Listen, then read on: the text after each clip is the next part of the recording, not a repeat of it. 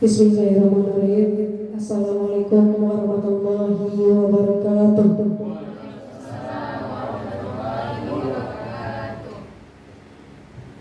Alhamdulillahirrahmanirrahim. Assalatu wassalamu ala asrafil anbiya'i wal mursalin wa ala sahbihi ajma'in.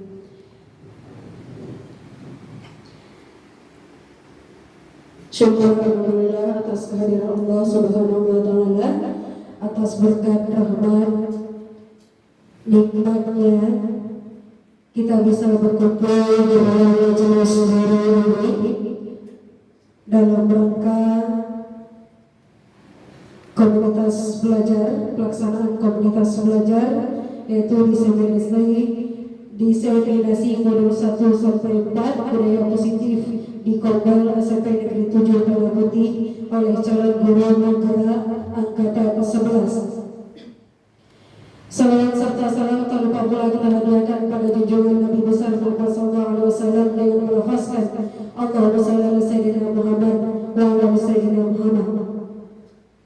Yang terhormat Bapak Kepala Sekolah beserta wakil, yang terhormat Bapak Ketua Komunitas Belajar beserta wakil, yang terhormat Bapak narasumber kita, yang terhormat Bapak Ibu Majelis Guru SMP Negeri 7 Tanah Putih beserta staf tata usaha.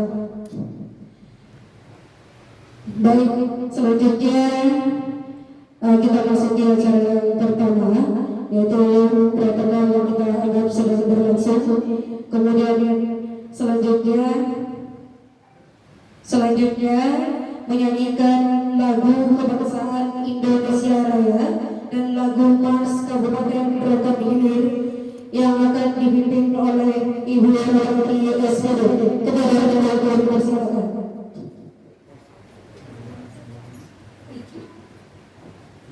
Hadirin dimohon berdiri.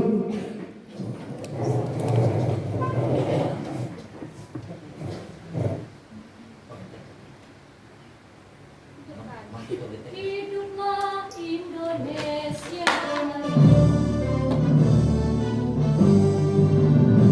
Indonesia tanah airku, tanahku, darahku.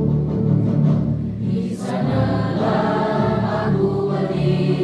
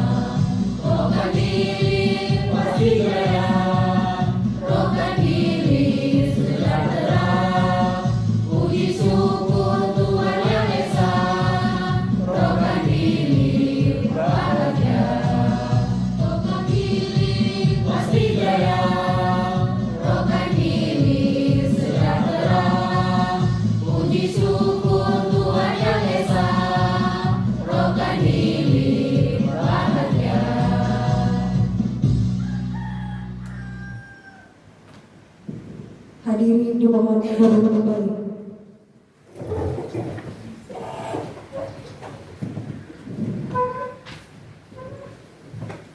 Baiklah, kita acara selanjutnya yaitu doa yang akan dipimpin oleh Bapak Darus SPDI.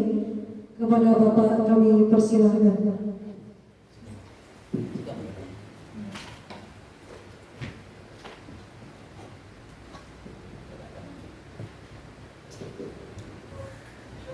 Bismillahirrahmanirrahim. Assalamualaikum warahmatullahi wabarakatuh. Waalaikumsalam warahmatullahi wabarakatuh.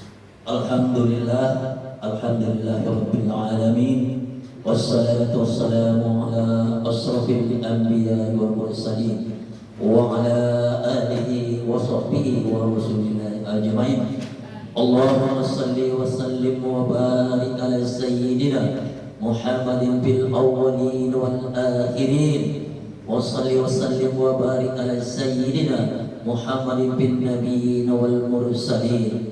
Wa salli wa sallim wa barik ala sayyidina Muhammadin fi kulli waqtin wa hin. Wa salli wa sallim wa barik ala sayyidina Muhammadin fil mala'il a'la ila yaumiddin. Allahumma ighfir lana dzunubana wa liwalidayna warhamhuma kama rabbayana shaghira wa lijamil mu'minina wal mu'minat wal muslimina wal muslimat al-ahya'i minhum wal amwat innaka ala kulli syai'in qadir. Allahumma ya Allah ya Tuhan kami, dengan menadahkan kedua tangan ini ke hadirat-Mu ya Allah, kami memohon kepadamu ya Allah, Engkau ampuni dosa kami ya Allah, Engkau ampuni dosa kedua orang tua kami ya Allah ya Rabbal Alamin. Allahumma ya Allah ya Tuhan kami, pada siang hari ini ya Allah, kami berkumpul dalam majelis guru ini ya Allah, dalam rangka yaitu melaksanakan kompil belajar kami ya Allah, komunitas belajar kami ya Allah. Engkau restui ya Allah, Engkau ridha ya Allah, berikan kami petunjuk ya Allah, supaya kami dapat menjalankannya ya Allah dengan baik demi untuk masa depan anak-anak didik kami ya Allah ya Rabbal Alamin. Allahumma ya Allah ya Tuhan kami, berikan kekuatan kepada kami ya Allah, berikan kesehatan kepada kami ya Allah, berikan ilmu pengetahuan kepada kami ya Allah. Semoga kami dapat mengajar dan mengajar ini ke anak-anak didik kami ya Allah ya Rabbal Alamin. Allahumma ya Allah, tiada petunjuk yang selain daripadamu ya Allah, tiada jalan yang lurus darimu ya Allah, tiada ilmu yang dapat kami dapatkan darimu ya Allah. Kami mohon kepadamu ya Allah, berikan kami ilmu supaya anak-anak didik kami ini ya Allah menjadi anak yang berguna bagi bangsa, agama dan juga kepada tanah airnya ya Allah ya Rabbal Alamin. Allahumma rabbana taqabbal du'ana innaka antas sami'ul alim wa tub 'alaina ya Allah innaka antat tawwabur rahim. Rabbana atina fid dunya hasanah wa fil akhirati hasanah wa qina azabannar walhamdulillahi rabbil alamin. Assalamualaikum warahmatullahi taala wabarakatuh.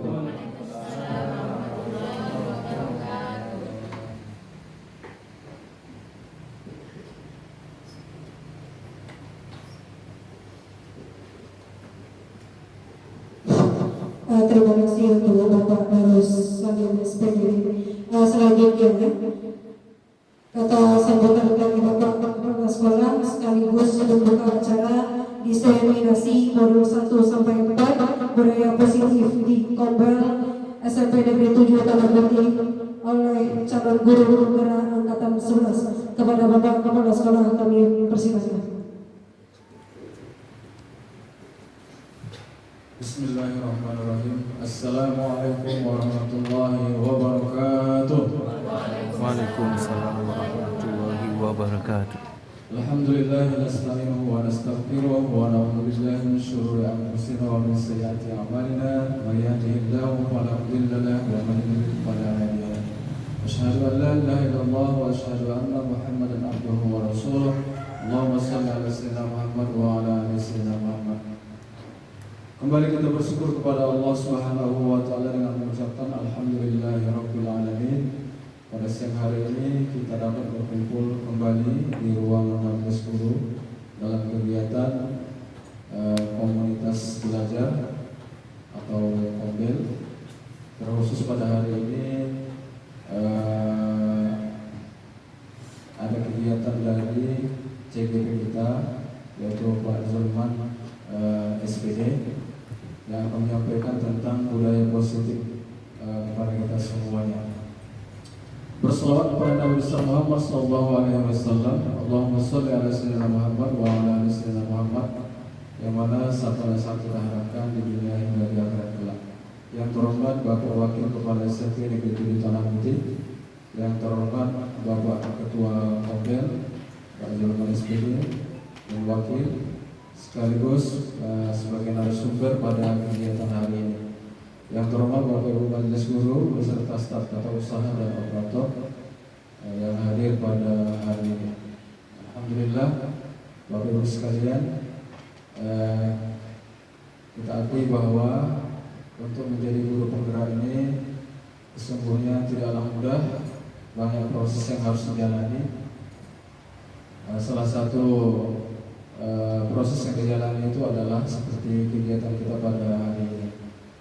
Oleh sebab itu, maka mari sama-sama kita belajar dan kita mendukung kegiatan ini. Terkhusus kepada saya sangat mendukung kegiatan ini karena ini adalah salah satu budaya positif juga yang harus kita bangun di sekolah yang kita cintai.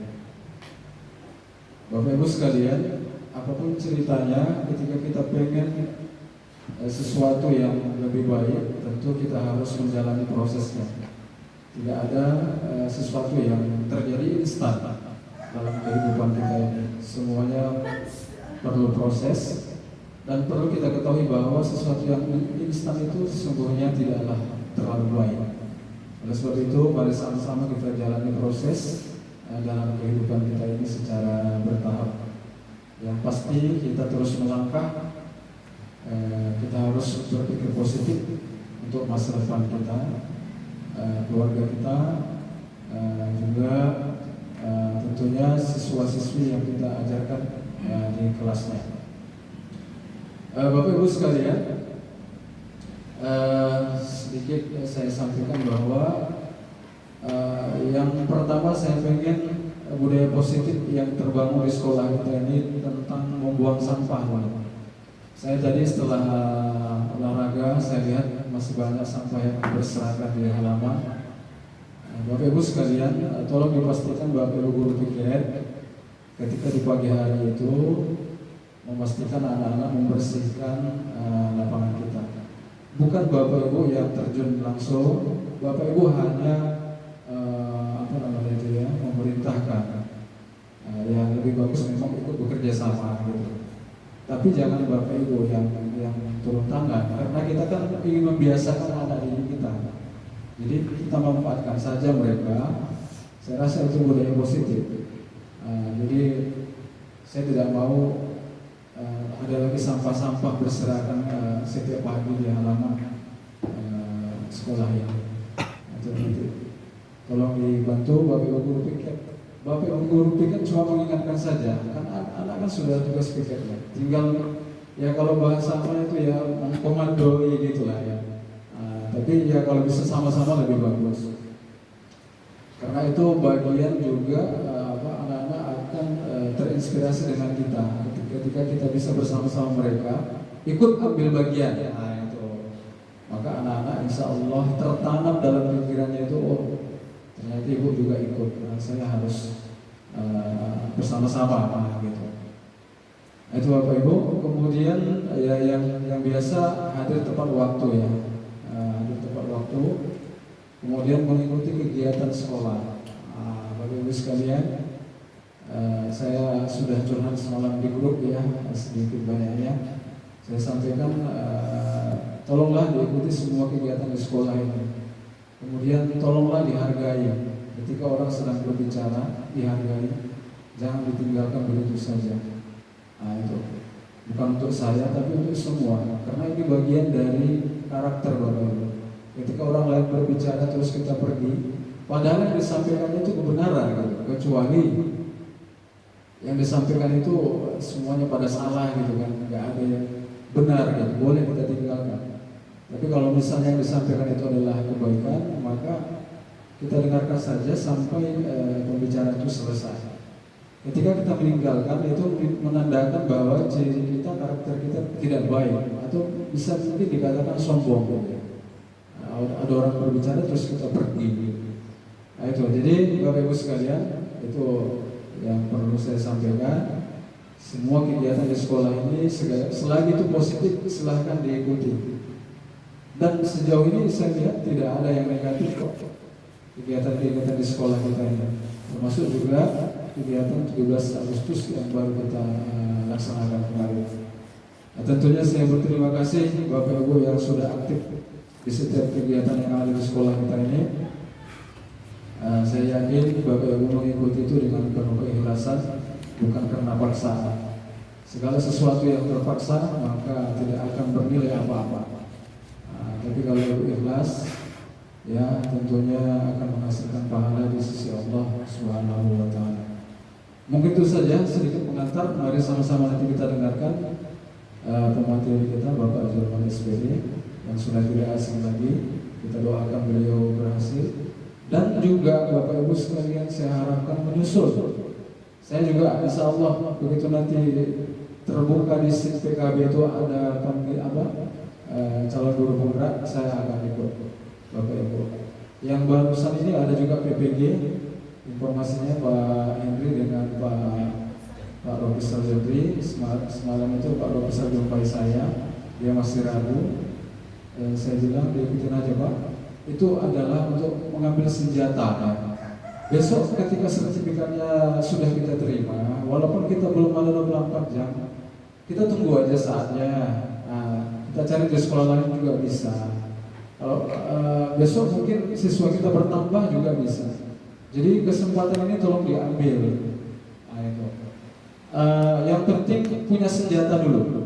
Ibaratnya kalau kita mau pergi ke kebun, kita asah dulu parang kita. Kapan mau berangkatnya terserah. Yang penting senjatanya udah ada. Nah, kira-kira begitulah. Jadi sertifikat itu senjata. Nah, jadi Bapak Ibu yang sudah dipanggil silakan diikuti, belajar. Kita belajar sepanjang hayat Bapak Ibu. Sampai kita meninggal kita harus belajar. Mungkin itu saja. Mohon maaf Pak Zul, mungkin agak ini tersita waktunya. Dengan lagi resmi kita mulai kegiatan ini dengan mengucapkan basmalah, Bismillahirrahmanirrahim. Wabillahi taufiq wal hidayah. Assalamualaikum warahmatullahi wabarakatuh. Waalaikumsalam warahmatullahi wabarakatuh. Terima kasih kepada Bapak Kepala Sekolah. Acara selanjutnya yaitu pemaparan materi diseminasi modul 1 sampai 4 budaya positif di komunitas belajar SMP Negeri 7 Tanah Putih oleh calon guru penggerak angkatan 11 yang akan disampaikan oleh Bapak Zulman SPD. Kepada Bapak kami persilakan.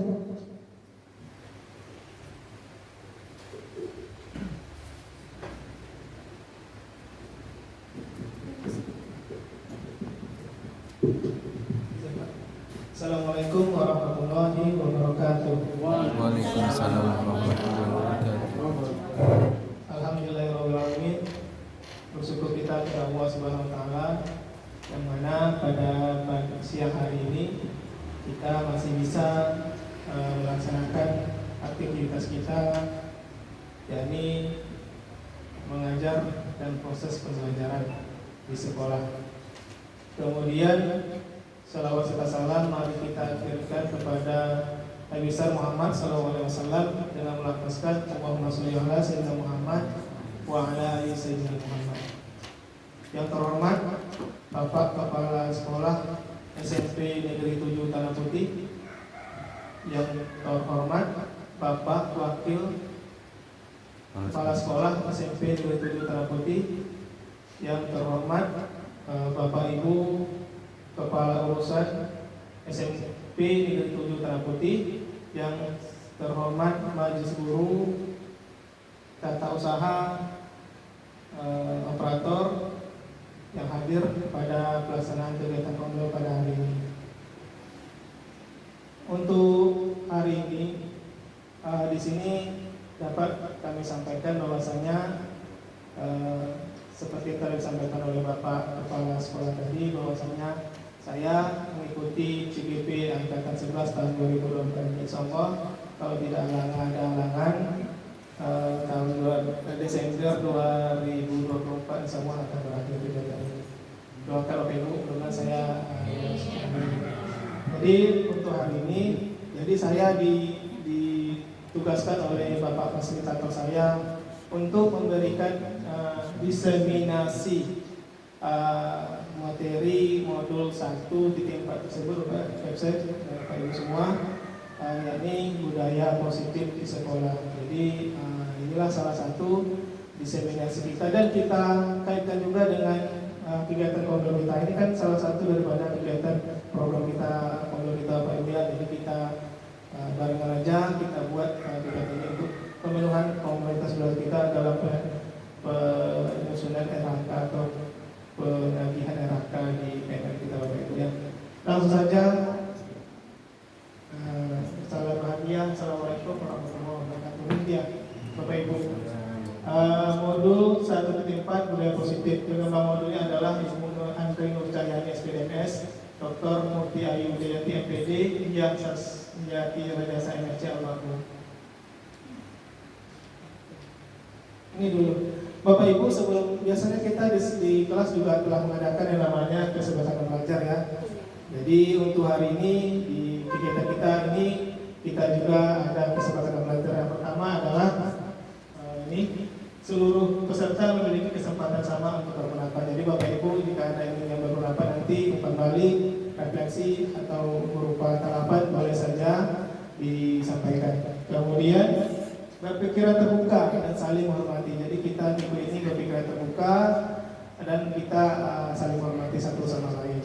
Kemudian ketiga, jika ada satu peserta yang berbicara, maka peserta yang lain akan mendengarkan. Jadi jika ada teman kita nanti Bapak Ibu yang berbicara, maka kita akan menyimaknya dengan baik. Kemudian berpendapat setelah dipersilakan oleh moderator. Tentu saja moderator nanti akan menjembatani kegiatan kita ini. Jika ada tanya jawab dilaksanakan. Kemudian berpartisipasi. Artinya sini Bapak Ibu kita fokus ke kegiatan kita ini.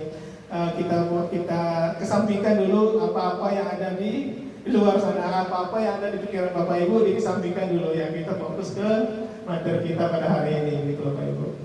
Lanjut mengikuti sesi kegiatan dengan perasaan gembira. Jadi dalam mengikuti kegiatan ini Bapak Ibu diharapkan untuk dalam keadaan perasaan gembira, tidak tidak bersedih hati atau yang lainnya. Kita bergembira deg-degan atau kita ikuti dengan perasaan riang gembira. Oke. Kemudian ini dia sama kita di kelas juga ada capaian pelajarannya Bapak Ibu. Diharapkan setelah kita menjalani kegiatan ini kita dapat memahami dan menjelaskan pertama perubahan paradigma belajar, disiplin positif, motivasi perilaku manusia, kebutuhan dasar manusia, posisi kontrol restitusi, keyakinan kelas, dan segitiga restitusi. Kemudian capaian khususnya mendemonstrasikan pemahaman peserta mengenai konsep budaya positif yang di dalamnya terdapat konsep perubahan paradigma stimulus respons dan teori kontrol disiplin positif, 3 teori motivasi perilaku manusia, motivasi internal dan eksternal, 5 kebutuhan dasar manusia, 5 posisi kontrol guru, keyakinan kelas, dan segitiga restitusi. Yang kedua, menerapkan strategi disiplin positif yang memberdayakan murid untuk menciptakan ekosistem sekolah aman dan berpihak pada anak. Yang ketiga, bersikap reflektif dan kritis terhadap budaya di sekolah dan senantiasa mengembangkannya sesuai dengan kebutuhan sosial dan murid. Itu Bapak Ibu capaian khusus kita dalam kegiatan hari ini. Untuk materi pertama tadi adalah perubahan paradigma, disiplin positif, dan nilai-nilai kebajikan. Ini Bapak Ibu, coba kita amati Bapak Ibu, izin Bapak Ibu. Perubahan paradigma. ada A dan D, Bapak Ibu dan teman Bapak Ibu. Sobelas dari kertas kecil, tuliskan benda dan sesuatu yang sangat berharga untuk Bapak Ibu. Letakkan di salah satu tangan Bapak Ibu dan genggam benda tersebut dengan segala daya. Buatlah sebuah kepalan tangan. Teman Bapak Ibu akan mencoba dengan sekuat tenaga dengan berbagai cara untuk minta Bapak Ibu memberikan benda tersebut.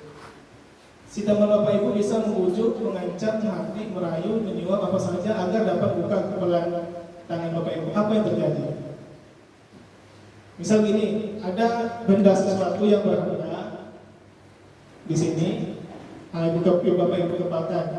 Namun teman Bapak Ibu mencoba untuk membukanya, entah itu tadi dengan merayu, membujuk, mengancam dan sebagainya. Sekarang kan Ibu yang punya, Bapak Ibu yang punya kuasa kan. Jadi kalau walau sebagaimanapun Bapak Ibu misalnya tidak mau membuka kepalan tangan ini, tentu barang itu tidak bisa dibuka, tidak bisa diketahui oleh teman Bapak Ibu. Itulah yang disebut dengan perubahan paradigma. Kita yang mengontrol diri kita, kita yang punya kendali atas diri kita, bukan orang lain. Orang lain hanya mempengaruhi saja. Jadi itulah yang menjadi perubahan paradigma dalam kita dalam belajar. Kemudian ini dia jawaban tadi. Bisakah kita mengontrol seseorang? Sebelumnya kalau kita belajar terlebih dahulu pada kita kuliah dulu, saya ingat bahwasanya kita memakai teori stimulus respon. Sekarang update terbaru bahwasanya sekarang dipakai adalah teori kontrol itu Bapak Ibu. Kalau dulu kita mencoba mengubah orang agar berpandangan sama dengan kita, ya tentu saja kita ingin orang-orang itu sama dengan pandangan kita, tentu gitu Bapak Ibu. Namun setelah kemajuan ilmu pengetahuan jadi seperti ini perubahannya. Kita berusaha memahami pandangan orang lain tentang dunia. Artinya kita tidak sama dengan yang tadi. Kita tidak mencoba mengubah pandangan orang lain sama dengan kita, namun kita berusaha memahami pandangan orang lain tentang kita. Begitu. Kemudian yang kedua adalah perilaku buruk dilihat sebagai suatu kesalahan. Kalau dulu SR seperti itu, namun sekarang semua perilaku ada tujuannya. Kalau kita berperilaku, pasti ada yang akan kita tuju, begitu kan? Seperti itulah sekarang perubahan dari teori SR ke teori kontrol. Kemudian orang lain bisa mengontrol saya.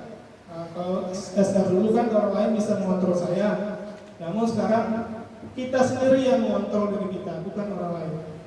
Jadi kendali penuh ada di diri kita. Kemudian pelaksanaan ada pada saat rujukan gagal. SR seperti itu. Kemudian di sini kalau teori kontrolnya adalah kolaborasi atau bersama-sama menciptakan pilihan-pilihan yang baru. Terakhir, model berpikir menang dan kalah. Kalau SR dari dulu adalah model berpikirnya menang dan kalah, tidak menang kalah, tidak kalah menang, gitu kan. Kalau sekarang adalah terkontrolnya adalah model berpikir sama-sama menang, win-win solution, sama-sama menang. Berikutnya adalah lingkungan yang aman dan nyaman berbasis disiplin positif di sekolah akan berdampak secara maksimal pada perkembangan dan pembentukan karakter peserta didik. Jadi lingkungan sekolah kita yang aman, nyaman, tentu akan mempengaruhi, akan berdampak maksimal terhadap perkembangan dan pembentukan karakter kita.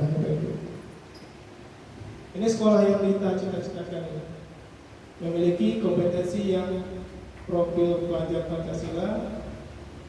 Ini seperti itu bisa dilihat.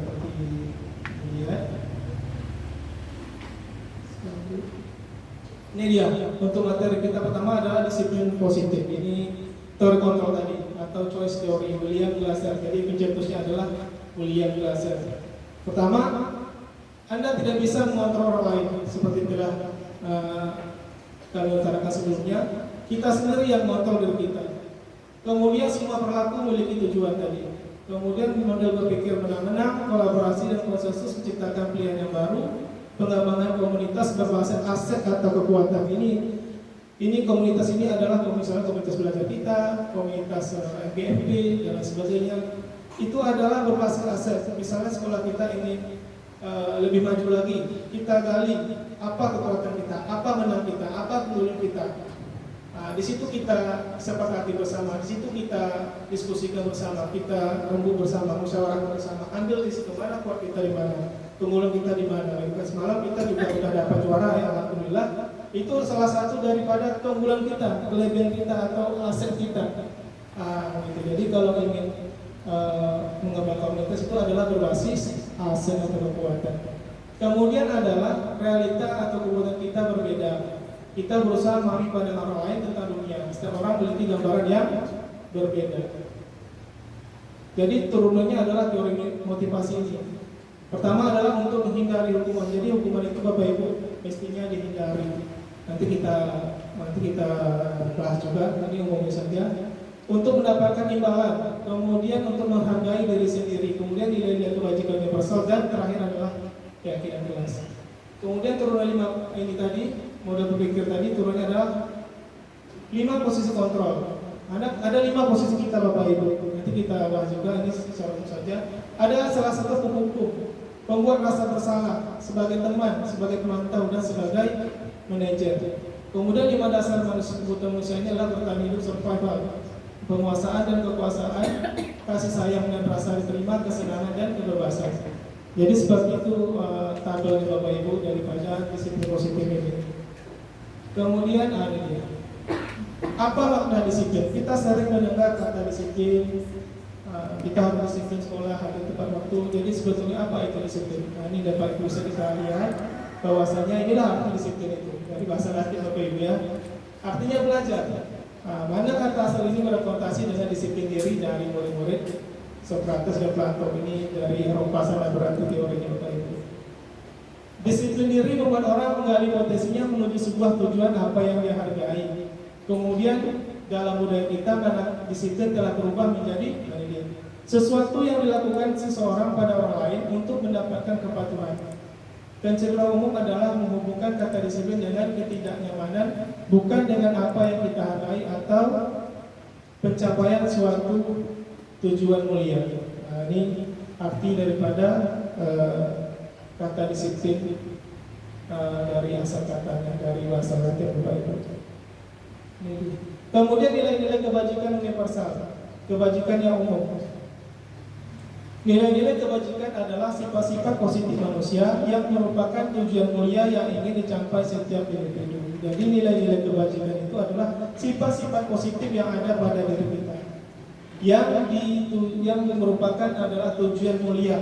Jadi kan nilai positif itu kan ada tujuannya, yaitu tujuan yang mulia yang ingin kita capai. Masing-masing kita ingin kita mencapai nilai kebajikan tersebut.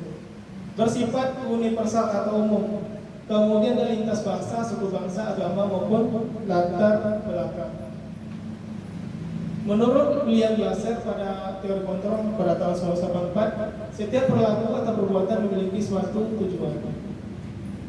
Menurut Janet Dosen tahun 1998, dengan mengaitkan nilai kebajikan yang dimiliki seseorang, maka motivasi intrinsiknya akan terbangun. Makna motivasi intrinsik ini adalah yang dari dalam diri dia Bapak Ibu. Misal kita kaitkan dengan anak, motivasi intrinsik itu apa?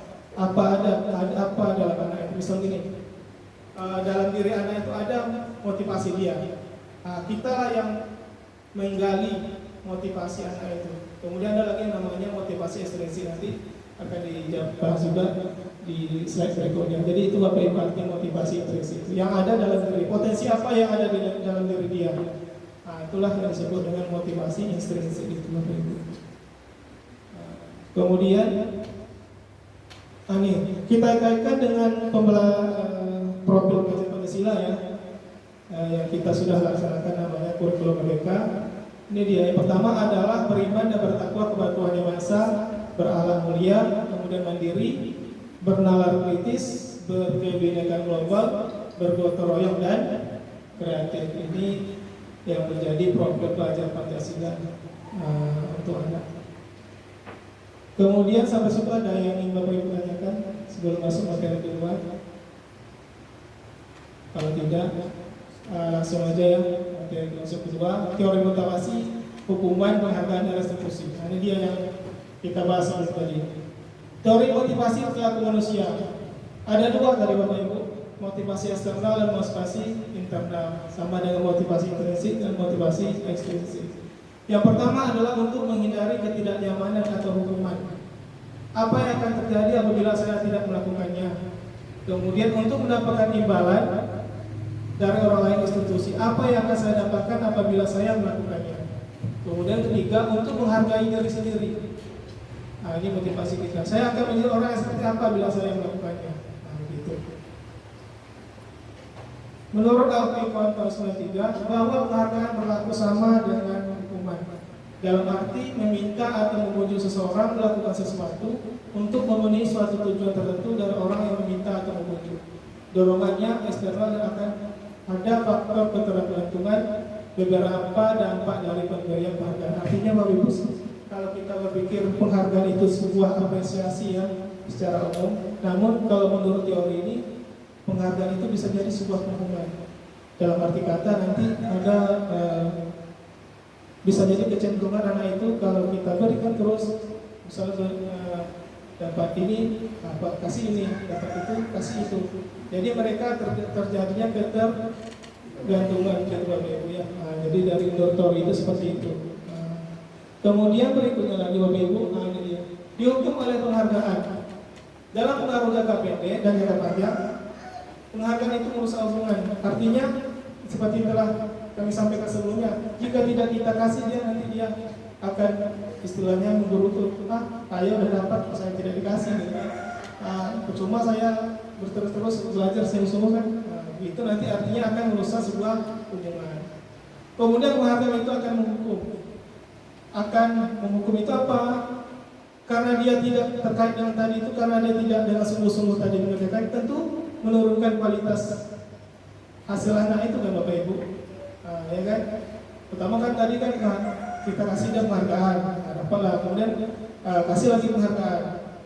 Rupanya kita kasih kan itu turunlah perusahaan hubungan dari ibu. Kemudian turunnya lagi.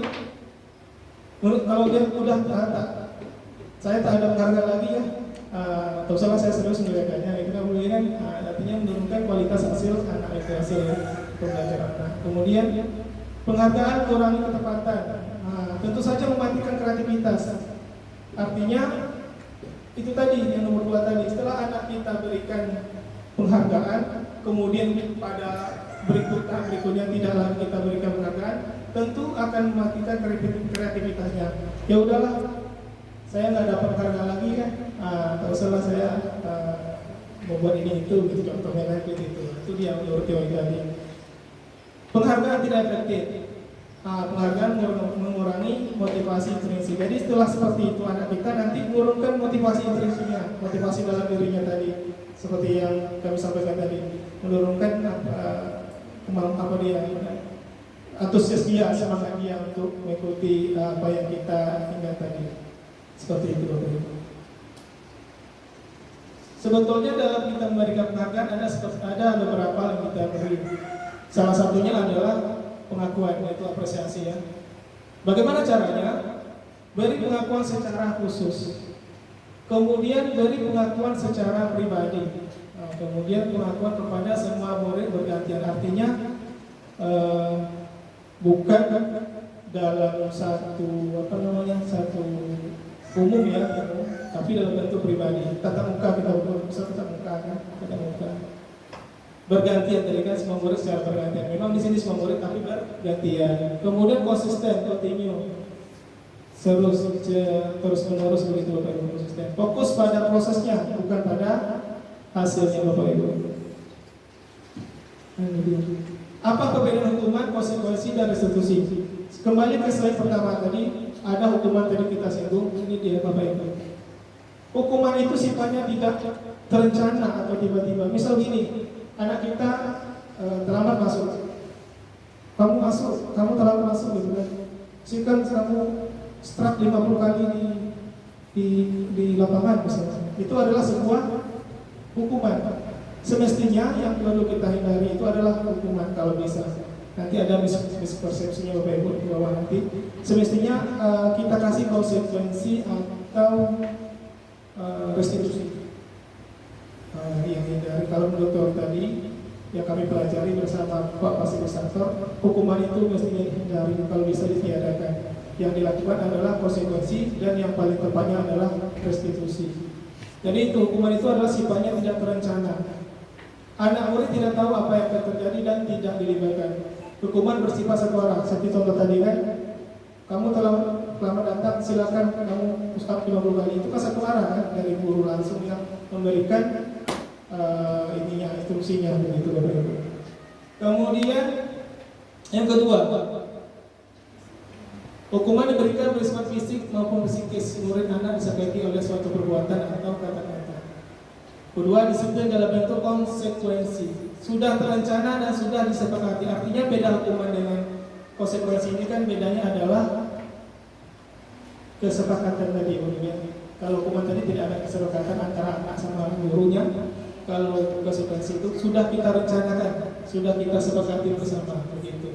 Dan sudah dibahas dan disetujui oleh murid dan guru. Untuk umumnya bentuk-bentuk konsekuensi itu dibuat oleh pihak guru sekolah dan murid sudah mengetahui sebelumnya konsekuensi yang akan diterima oleh bila ada pelanggaran. Jadi sebelumnya, ya itulah yang membedakan antara hukuman dan disiplin. Hukuman dan konsekuensi. Di sekolah kita juga ada namanya peraturan-peraturan Ibu ya. Nah itu sudah termasuk kepada konsekuensi Bapak Ibu. Karena anak sudah mengetahui kan, oh kamu misalnya tidak mengerjakan apa misalnya, tidak piket ya Bapak Ibu, tadi kan tidak piket misalkan, padahal sudah kita sepakati bersama-sama awal masuk kita dulu, mulai dari kelas 7 sampai 9 kan, itu udah sepakati di awal masuk pelajaran kan sudah kita ini kan kita rembuk bersama dan anak udah tahu, malah orang tua murid udah tahu kan pada saat rapat awal belajar apa yang masih bahkan gitu. Jadi itu sudah termasuk kepada konsekuensi bukan hukuman. Kemudian sampai situ ada yang ditanyakan Bapak Ibu, ada tanggapannya? Perbedaan hukuman konsekuensi. Konsekuensi ini apakah termasuk umpamanya rambutnya panjang, kita panggil dia, tapi kita bersepakat kalau seandainya hari ini tidak kamu pangkas, nanti kamu menjaga ini. Berarti dia ada kesepakatan antara guru dan siswa yang mengetahuinya. Jadi merasa itu termasuk umpamanya pelanggaran di sini. Kita ingatkan. Umpamanya sudah kita ingatkan, umpamanya gini.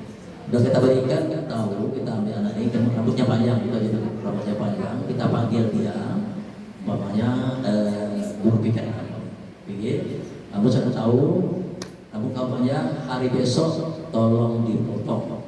Kalau seandainya tidak dipotong, kamu dikenakan ini. Kan siswa ini kan tahu dia konsekuensinya menjalankan apa yang kita sepakatkan tadi. Kalau seandainya anak ini tidak melaksanakannya, berarti kita laksanakan apa yang menjadi kesepakatan kita.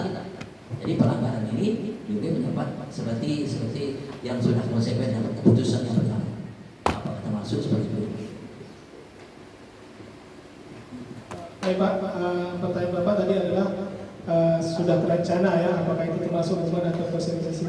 Kalau sudah kita sepakati, artinya tadi kan Bapak menyampaikan bertanya tentang pangkas rambut anak.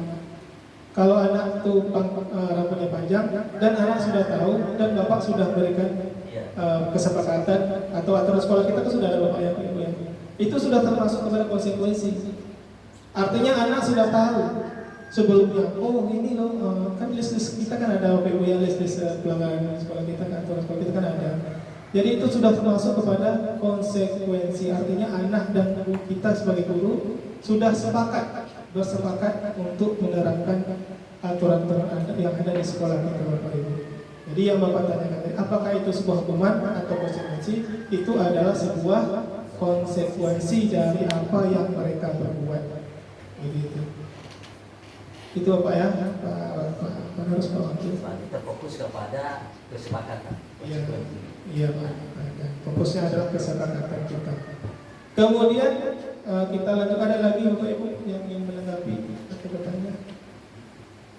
Lanjutnya kita lanjutkan. Ini dia. Jadi contohnya Bapak Ibu ya, mencatat 100 kali dalam buku kalimat saya tidak akan lama lagi karena telah sekolah itu adalah hukuman. Lari menilai lapangan basket 2 kali karena telah menghadiri sekolah, hukuman. Murid diminta untuk masuk 15 kali karena tidak melakukan basket sekolah, hukuman. mengganti kata tugas teman telah dicoret-coret, konsekuensi. Apa bedanya?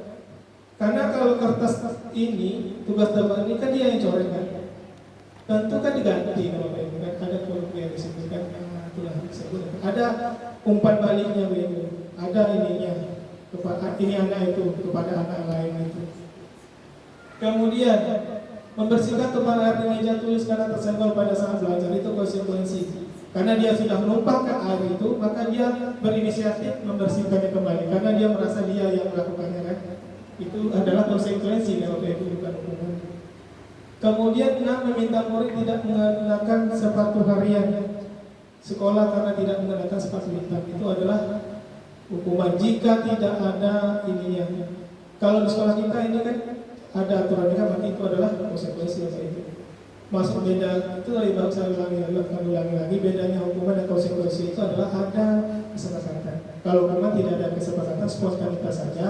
Kalau konsekuensi ada kesepakatan. Ini tadi dari mulia basket 2 kali karena terlambat 10 untuk pelajaran PJOK. Ini konsekuensi karena mungkin misalnya Pak Darul waktu kita sudah melakukan seperti yang dibilang Pak Darul tadi, kami sudah melakukan kesepakatan Pak.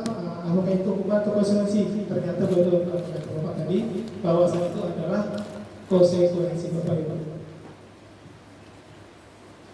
Kemudian restitusi.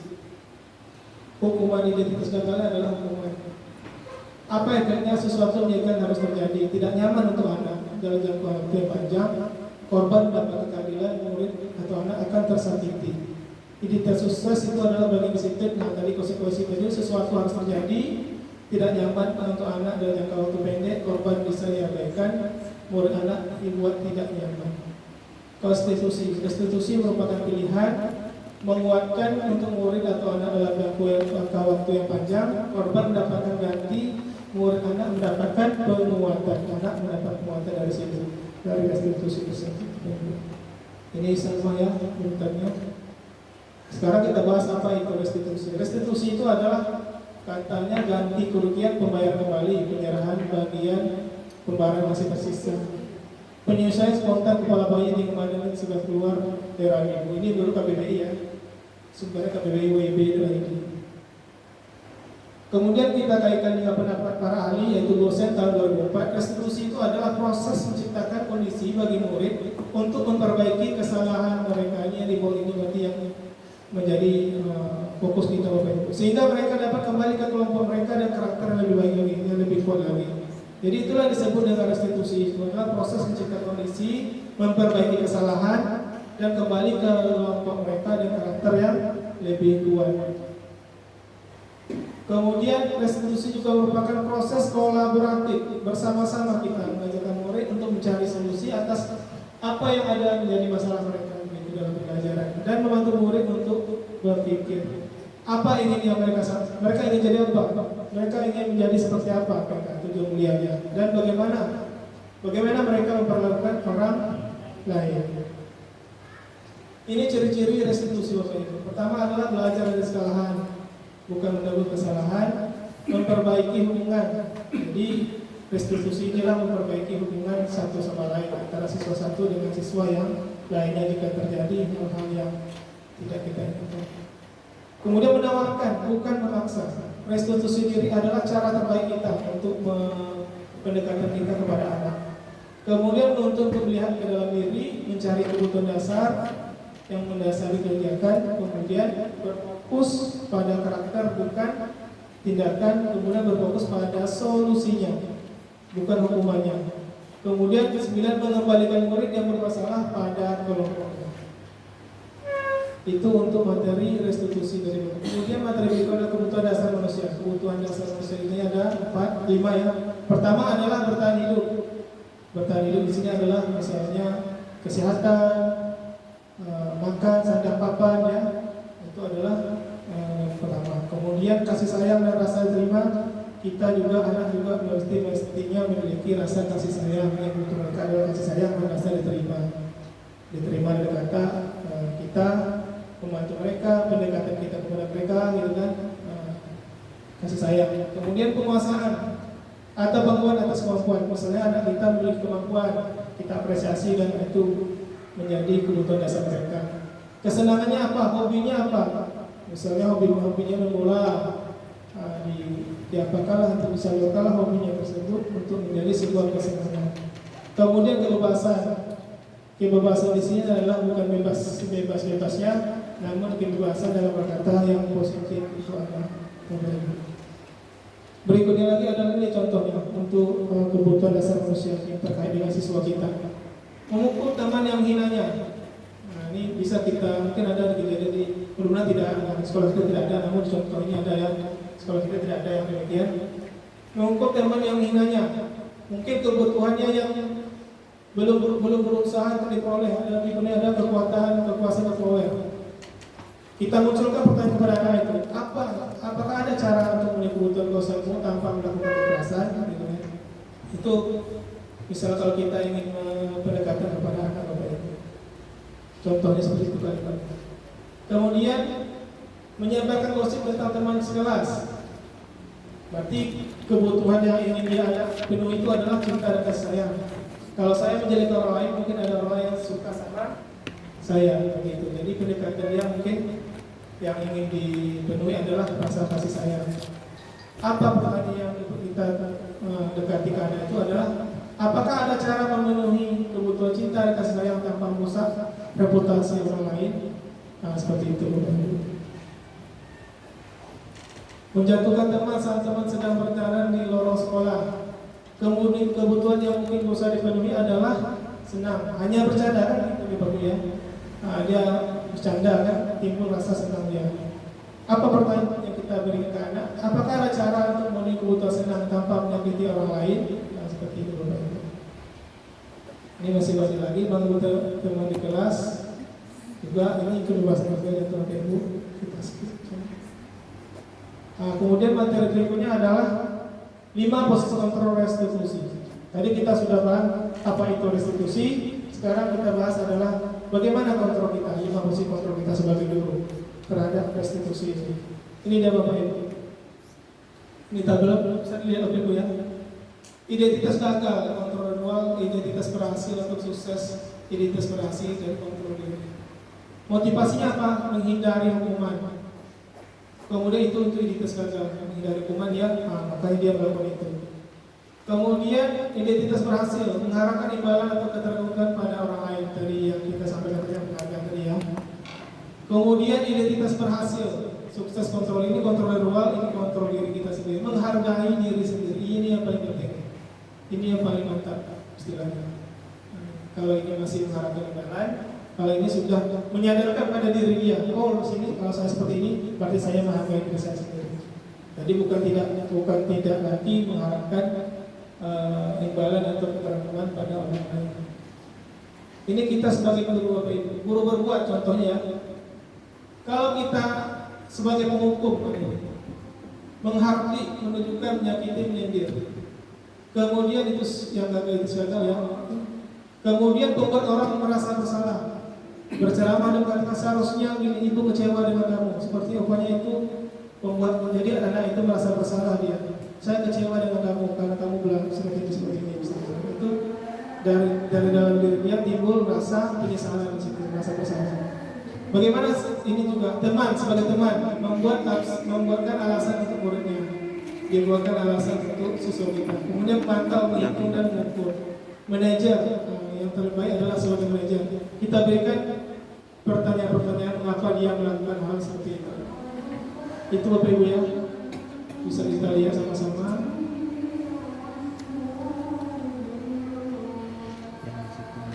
Apa dampaknya pada murid? Mengulangi kesalahan, diulangi lagi ya, kan gitu kan? Sudah kita beri hukuman, ternyata diulangi lagi. Nah, gitu. Kemudian efeknya apa? Kalau seperti ini tadi merasa rendah diri, seperti itu. Kemudian sebagai teman lemah, tidak mandiri atau tergantung. Kemudian sebagai pemantau, menitikberatkan pada konsekuensi dan hadiah untuk dirinya. Kemudian kalau yang ini manajer ini mengevaluasi diri, bagaimana cara memperbaiki diri. Contoh kalimatnya, saya kecewa sekali dengan kamu. Ini berarti merasa bersalah. Kamu tidak pernah benar melakukannya sebagai penghukum. Ayolah lakukan demi ibu bapak. Ini sebagai pemantau. Begitu ya, sebagai teman. Maaf. Apakah kamu mau mendapatkan stiker bintang ini? Itu sebagai pemantau. Bagaimana kamu bisa menyelesaikan masalah ini? Berarti kita berikan pertanyaan untuk mereka selesaikan secara mandiri yang nanti langsung sebagai manajer. Keyakinan kelas ini sudah kita terapkan dan sudah kita buat di kelas kita masing-masing, Bapak Ibu ya. Kami hanya mengulangi saja seperti yang telah disampaikan oleh Bapak Hendy waktu itu terdahulu, kesepakatan kelas Pak Hendy, kesepakatan kelas Pak Hendy itu. Lanjut. Mengapa tidak peraturan saja? Mengapa harus keyakinan kelas? Mengapa kita memiliki peraturan harus menggunakan helm bila menaikkan roda 2? Ini yang diambil adalah nilai keselamatan. Nilai kebajikannya adalah nilai keselamatan. Mengapa kita memiliki peraturan membuang sampah di tempatnya? Berarti itu nilai kebajikannya adalah nilai kesehatan. Nah, jadi untuk mendukung motivasi intrinsi ini, untuk motivasi dalam diri kita ini, kita kembalikan kepada nilai-nilai kebajikan yang berbeda, nilai-nilai keyakinan kita. Karena akan lebih menggerakkan seseorang dibandingkan mengikuti serangkaian peraturan-peraturan. Bagaimana cara pembentukan keyakinan kelas? Pertama adalah keyakinan kelas bersifat abstrak daripada peraturan yang lebih rinci dan konkret. Kemudian keyakinan kelas berupa pernyataan universal umum. Pernyataan kelas senantiasa dibuat dalam bentuk positif. Keyakinan kelas hendaknya tidak terlalu banyak sehingga mudah diingat dan dipahami oleh semua warga kelas. Kemudian yang kelima, keyakinan kelas sebaiknya sesuatu yang dapat diterapkan di lingkungan tersebut. Keenam, semua warga kelas hendaknya ikut berkontribusi dalam pembuatan keyakinan kelas lewat kegiatan curah pendapat. Yang ketujuh, bersedia meninjau kembali keyakinan kelas dari waktu ke waktu. Ini caranya Bapak Ibu, proses bentukan kelas itu. Pertama adalah mempersiapkan murid di sekolah atau kelas untuk berpendapat tentang peraturan telah disepakati. Nanti kita tayangkan nanti hasil rekaman saya yang telah membuat kesepakatan kelas dan keyakinan sekolah pada akhir sesi itu. Kemudian juga mencatat semua masukan murid di papan tulis. Kemudian susulah keyakinan kelas sesuai prosedur peruntukan keyakinan sekolah atau kelas. Gantilah kalimat negatif menjadi positif. Artinya bisa gini, tidak boleh terlambat. Itu kan kalimatnya negatif, Bapak Ibu ya. Kita ganti menjadi kalimat positif. Jadi artinya adalah seperti apa? Hadir tepat waktu itu, Bapak Ibu ya. Nah, kalau tadi tidak boleh terlambat, kita ada tidak, itu kan kalimat negatif menjadi hadir tepat waktu itu. Kemudian tinjau kembali daftar curah pendapat yang sudah dicatat. Kita seperti ini ya. Ini kewajibannya tanggung jawab menghormati orang lain dan sendiri, menghormati orang lain, keselamatan, menghormati orang lain, kesehatan. Seperti ini Bapak Ibu contohnya. Ini mungkin waktu kopi ini ya, materi waktu kopi ini ya, kita masukkan ini. Jadi dimulai dari peraturan kelas. Setelah peraturan kelas ini dalam bentuk skala kecil, kemudian diumumkan lagi secara lebih luas lagi keyakinan kelas. Setelah keyakinan kelas terjadi atau terbentuk atau ada dalam diri murid, menjadi lingkungan yang positif. Setelah lingkungan kita sekolah kita positif, hingga menjadi budaya positif, menjadi budaya bagi anak kita di lingkungan masyarakat, di dimanapun dia berada akan timbullah budaya positif bagi diri dia. Jadi mulainya dari sini, dari kelas. Ini contoh kesepakatan kelas kita ya, kesepakatan kelas itu seperti itu.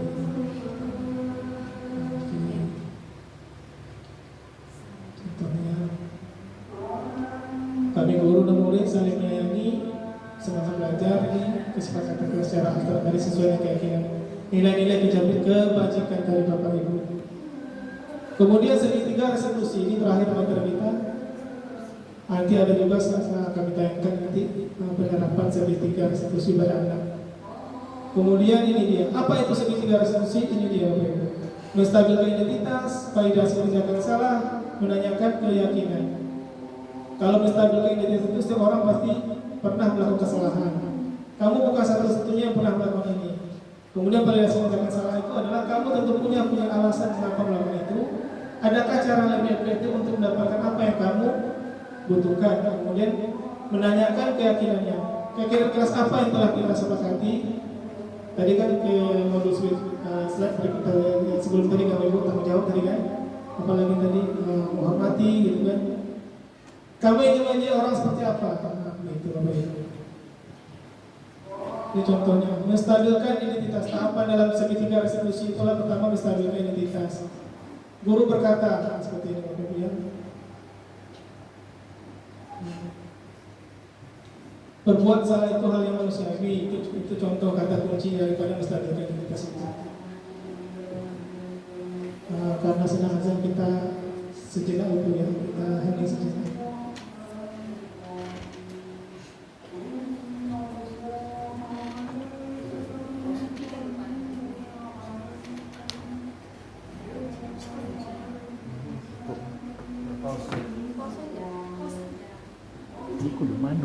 Tanda ini gitu.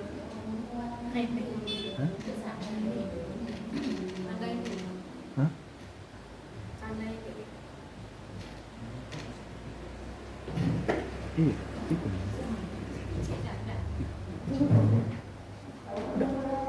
Bapak ini juga.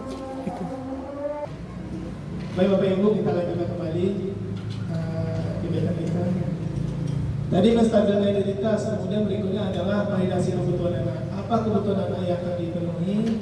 Ini seperti kalimat apa nih Bu? Kalimat yang mendasari validasi kebutuhan itu. Pertama adalah kamu bisa saja melakukan hal yang buruk, tapi kamu tidak melakukannya kan? Nah ini kata kalimat kuncinya. Kamu pasti punya alasan mengapa melakukannya. Apa yang penting bagi kamu? Kamu boleh tetap berusaha menjaga sikap itu, tapi tambah sikap yang lain yang baru. Seperti itu Bapak Ibu. Kemudian menyayangkan keyakinan. Guru berkata, apa nilai yang kita percaya di kelas-kelas kita? Tadi ya, seperti yang kita slide sebelum tadi, kita tanyakan keyakinan yang kita percaya tadi, kesepakatan kelas kita dari tanggung jawab, kemudian saling menghargai, menghormati, gitu kan. Nilai universal tadi, nilai kebajikan dari Bapak Ibu yang telah kita sepakati seperti itu Bapak Ibu. Kemudian izin, ini contoh penerapan video segitiga restitusi di kelas kita.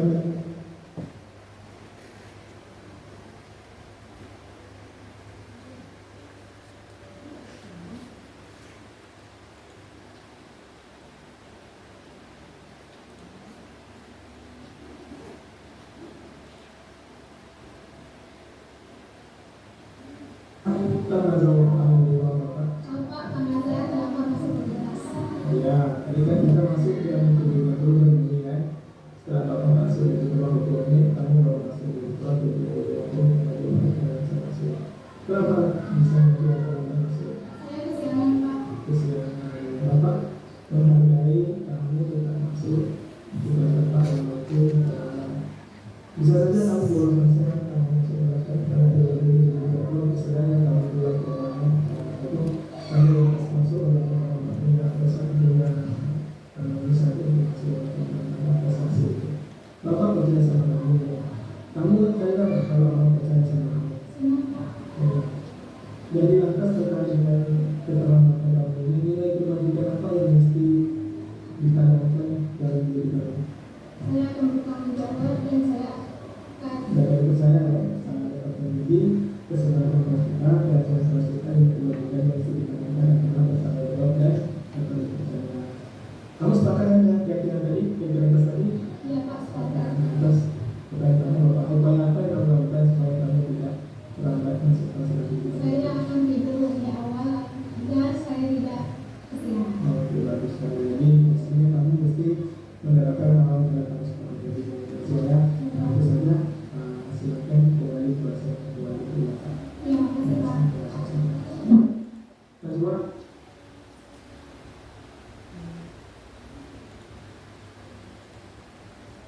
Kemudian penyusunan kesepakatan kelas.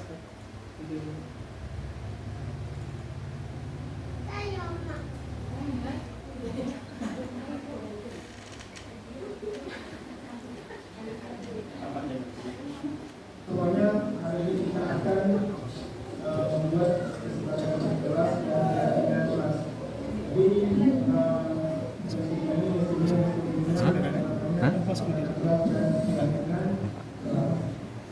Bagaimana cara membentuk kesepakatan kelasnya?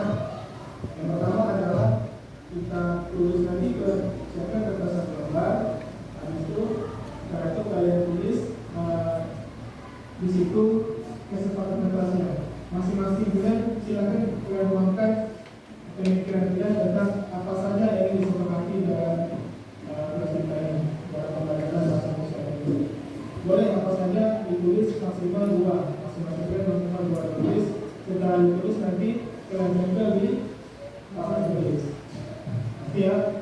dipahami ya. Sekolah lagi kita tulis kesepakatan masing-masing itu dalam kertas satu lembar maksimal 2. Kesepakatan tersebut sama dengan yang ingin aturan yang ditaati selama pembelajaran bahasa Indonesia. Nanti setelah itu setelah ada kesepakatan nanti muncullah pilihan yang berbahasa. Nanti pada kesepakatan masing ke depan baru bisa putuskan yang lebih. Ada yang ditanyakan, paham ya? Paham, silakan dikerjakan segera.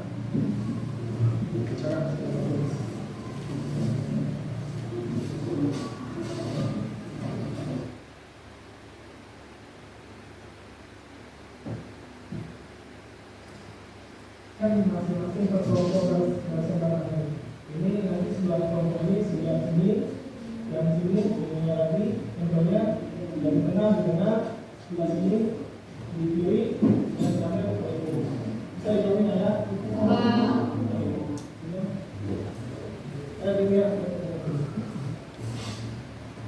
Bagi yang sudah siap silakan dimulai dari kelompok 1 dulu.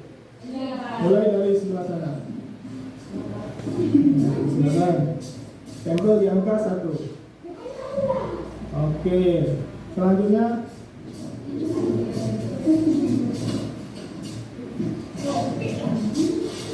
iya, betul. Berikutnya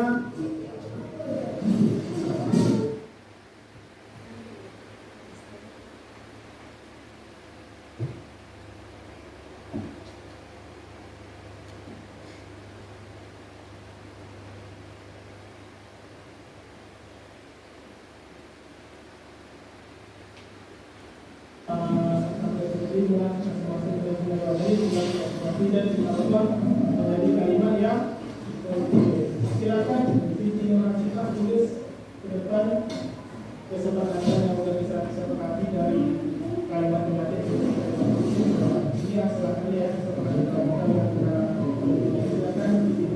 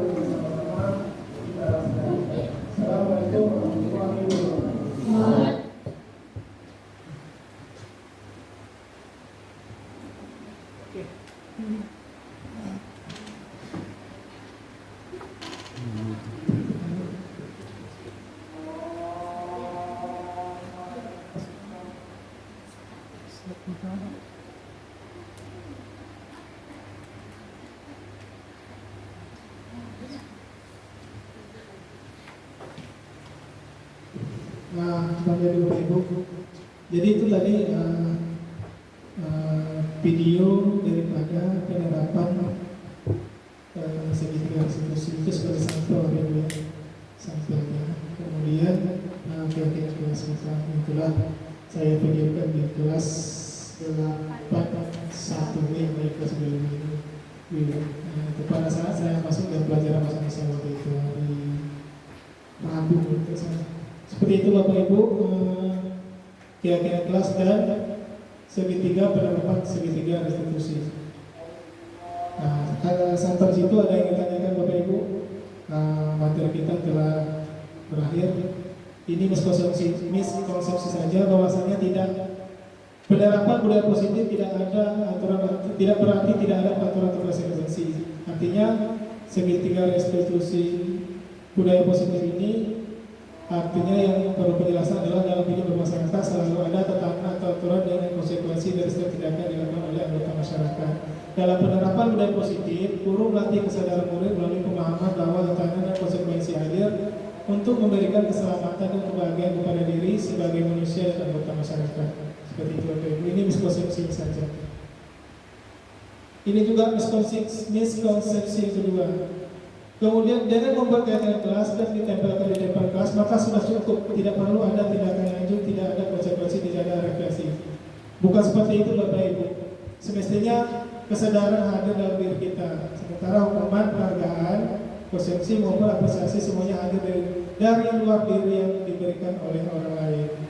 Untuk menghadirkan kesadaran ini dibutuhkan namanya konsistensi dari seluruh komunitas sekolah dan sistem pendukung untuk melakukan tindak lanjut. Jadi seperti itu Bapak Ibu ya. Ini bisa dilihat. Oke, habis Bapak Ibu. Jika ada yang ditanyakan, disilakan. Atau memberikan tanggapan atau berbalik atau refleksi boleh Bapak Ibu silakan.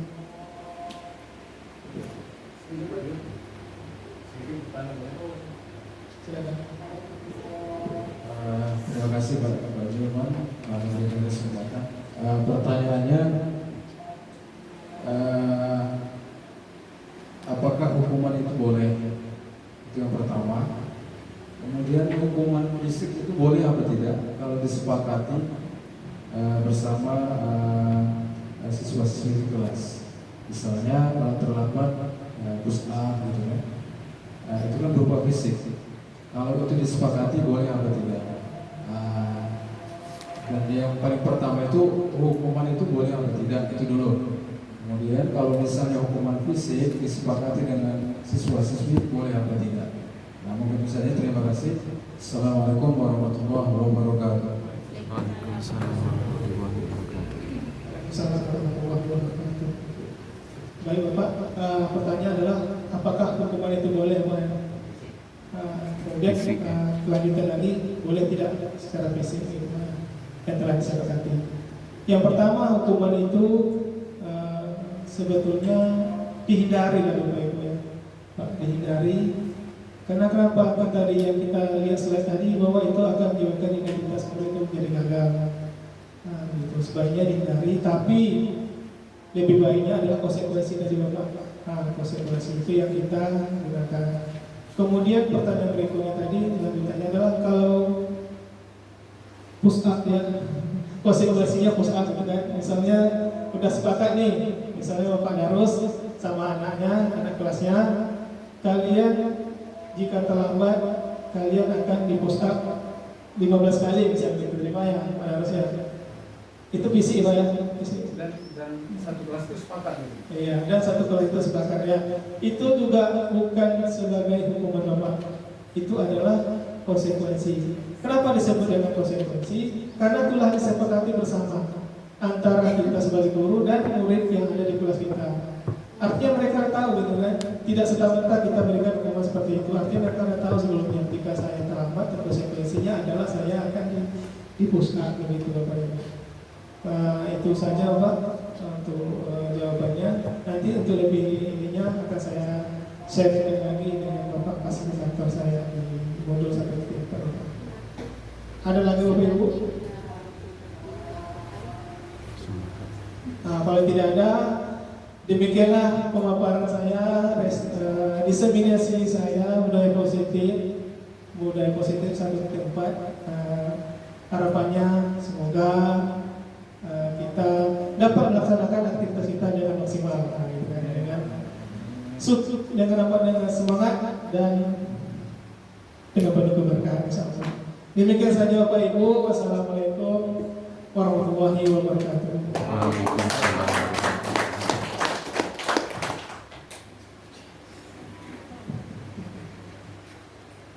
Terima kasih kepada Bapak Zulfan SPD atas pemaparan materinya, dan alhamdulillah sedikit banyaknya kita dapat ilmu, terutama tentang 3. Ini sebelumnya kita sudah ada mengisi survei kalau nggak salah Pak ya. Kalau nggak salah kita waktu itu kita bahas itu Pak, video call teleponan. Kalau nggak salah Pak ya, hukuman konsekuensi sama restitusi. Kalau boleh izin Pak, menurut saya tadi saya catat juga. Jadi Pak Zulul, hukuman itu berarti kita tidak berencana Pak ya. Kemudian satu lagi konsekuensi itu berarti yang harus kita sepakati antara murid dan guru Pak ya. Kemudian restitusi itu memperbaiki kesalahan murid ya Pak ya. Oke, mungkin itu saja refleksi saja.